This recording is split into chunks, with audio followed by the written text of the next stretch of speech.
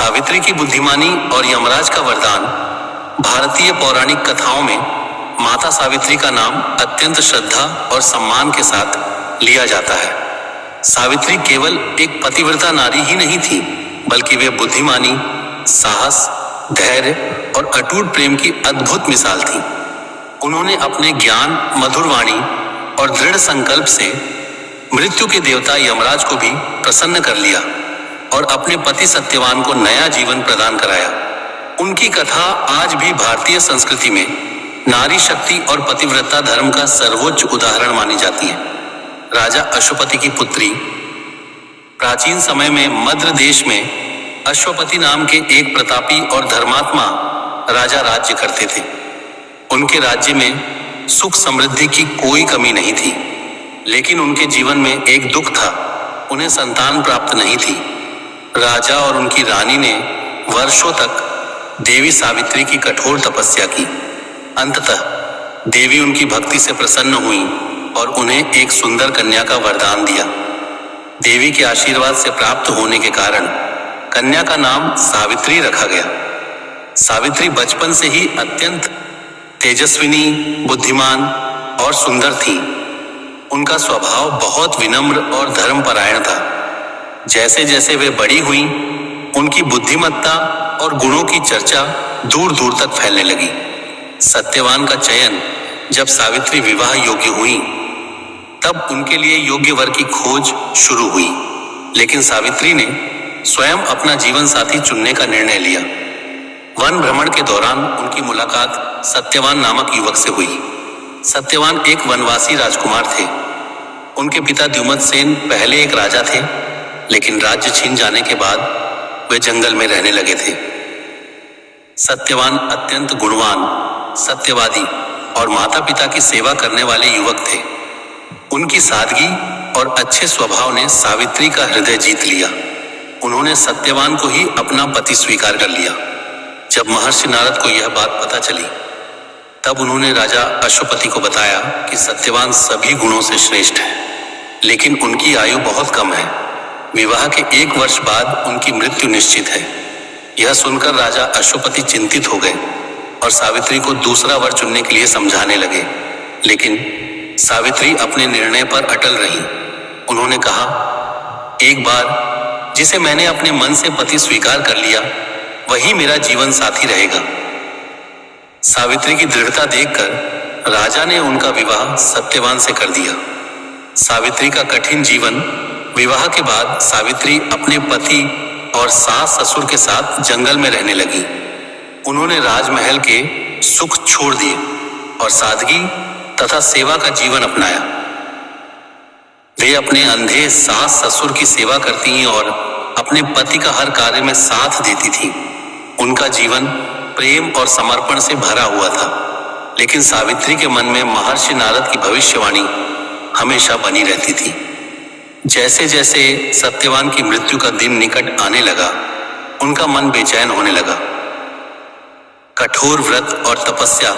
सत्यवान की मृत्यु से 3 दिन पहले सावित्री ने कठोर व्रत और तपस्या शुरू कर दी। उन्होंने भोजन और जल त्याग कर भगवान की आराधना की और अपने पति की लंबी आयु के लिए प्रार्थना करने लगी। उनकी भक्ति और समर्पण देखकर सभी आश्चर्यचकित थे।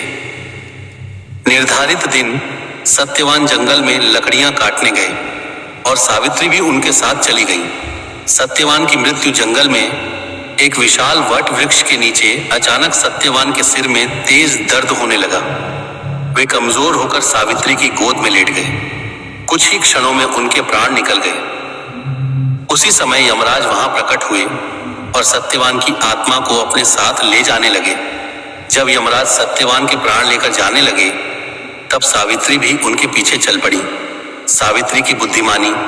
यमराज ने सावित्री को कई बार समझाया कि अब उन्हें वापस लौट जाना चाहिए, क्योंकि मृत्यु के बाद कोई मनुष्य वापस नहीं लौट सकता।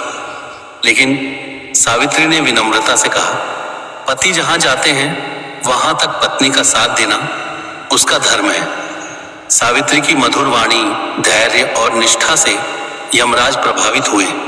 उन्होंने कहा कि वे सत्यवान के जीवन को छोड़कर कोई भी वरदान मांग सकती हैं। पहला वरदान, सावित्री ने सबसे पहले अपने अंधे सास ससुर के लिए आंखों की रोशनी और उनका खोया हुआ राज्य वापस मिलने का वरदान मांगा। यमराज ने प्रसन्न होकर यह वरदान दे दिया, लेकिन सावित्री फिर भी उनके पीछे चलती रही। दूसरा वरदान, यमराज ने दोबारा उन्हें लौटने के लिए कहा और दूसरा वरदान मांगने को कहा। इस बार सावित्री ने अपने पिता राजा अश्वपति के लिए 100 पुत्रों का वरदान मांगा। यमराज ने यह वरदान भी दे दिया, फिर भी सावित्री उनके पीछे चलती रही। तीसरा वरदान और बुद्धिमानी। अब यमराज सावित्री की दृढ़ता और बुद्धिमानी से अत्यंत प्रभावित हो चुके थे। उन्होंने तीसरा वरदान मांगने को कहा। तब सावित्री ने बड़ी चतुराई और बुद्धिमानी से कहा, मुझे सत्यवान से 100 पुत्र प्राप्त हो। यमराज ने बिना सोचे यह वरदान भी दे दिया, लेकिन कुछ ही क्षण बाद उन्हें एहसास हुआ कि यदि सत्यवान जीवित नहीं रहेंगे तो सावित्री को पुत्र कैसे प्राप्त होंगे। सावित्री ने अपनी बुद्धिमानी से ऐसा वरदान मांगा था जिससे यमराज को सत्यवान का जीवन वापस लौटाना ही पड़ा। यमराज का वरदान। सावित्री की अटूट निष्ठा, प्रेम, धैर्य और बुद्धिमानी से प्रसन्न होकर यमराज ने कहा, हे सावित्री, तुम संसार की आदर्श पतिव्रता नारी हो। मैं तुम्हारे पति सत्यवान को जीवन दान देता हूं। यह कहकर यमराज ने सत्यवान के प्राण वापस लौटा दिए। सत्यवान का पुनर्जीवन। उसी क्षण सत्यवान जीवित हो उठे। उन्हें ऐसा लगा जैसे वे गहरी नींद से जागे हों। सावित्री की आंखों में खुशी के आंसू भर आए। दोनों अपने आश्रम लौट आए। वहां उनके सास ससुर की आंखों की रोशनी भी वापस आ गई और उन्हें उनका खोया हुआ राज्य पुनः प्राप्त हो गया। इस प्रकार सावित्री ने अपनी बुद्धिमानी और पतिव्रता धर्म के बल पर मृत्यु को भी हरा दिया। कथा से मिलने वाली सीख। सावित्री की कथा हमें सिखाती है कि बुद्धिमानी, धैर्य और सच्चा प्रेम सबसे बड़ी शक्ति है। कठिन परिस्थितियों में भी यदि मनुष्य धैर्य और समझदारी से काम ले तो असंभव कार्य भी संभव हो सकता है। यह कथा भारतीय नारी शक्ति का महान उदाहरण है। सावित्री ने यह सिद्ध कर दिया कि नारी केवल कोमलता की प्रतीक नहीं, बल्कि साहस, त्याग और बुद्धिमानी की प्रतिमूर्ति भी है।